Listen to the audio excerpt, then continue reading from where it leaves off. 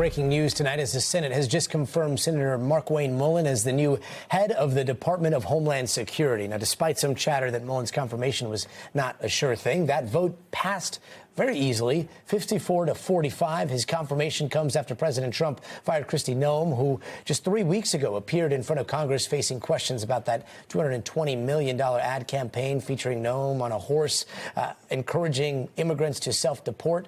Trump told NBC News that he, quote, wasn't thrilled with. Her firing also coming after the turmoil in Minnesota that led to the deadly shootings of 2 protesters and allegations of an affair with a top aide. Let's bring in Sahil Kapur to talk a little bit more about this vote. So, Sahil, a very different hearing from when we saw Noem on Capitol Hill. Was this a confirmation, a surprise, or was it always a given? Not entirely a surprise, Gadi. We've seen that this Republican-controlled Senate, which only needs a simple majority to confirm nominees, has been very deferential to President Trump's picks for cabinet positions, for judges. In fact, the only person I can think of that got scuttled for a major a cabinet post was Matt Gaetz, all the way back at the beginning of the administration. So Mullin always had the inside track. It certainly didn't hurt, for the most part, that he was a known quantity. Is a known quantity to the fellow senators who had to vote to confirm him, who he's worked with for several years. He became a senator first in January of 2023. Before that, he served in the House for a decade, where he overlapped with many current House members and some senators, including, by the way, Kristi Noem, the outgoing DHS secretary, who he will be replacing.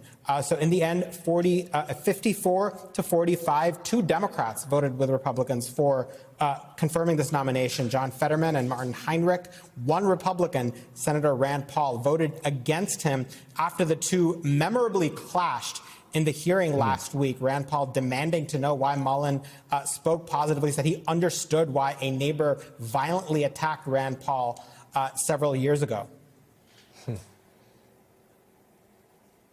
Yeah, that's hard to forget, and yet, you know, was it the relationships that he had with Heinrich and Fetterman, or do we know why they crossed the aisle here?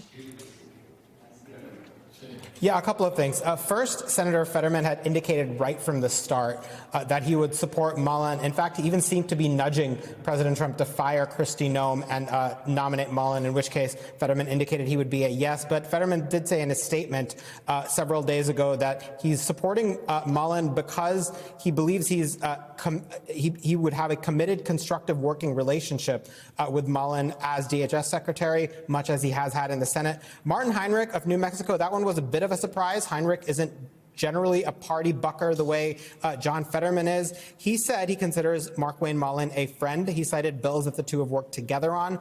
And he said, quote, "I've also seen firsthand that Markwayne is not someone who can be simply bullied into changing his views.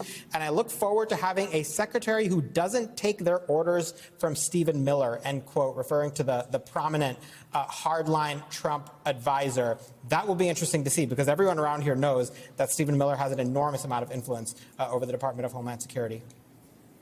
Yeah, we'll see what a Department of Homeland Security looks like now under Mullin. Sahil Kapur on Capitol Hill. Thank you.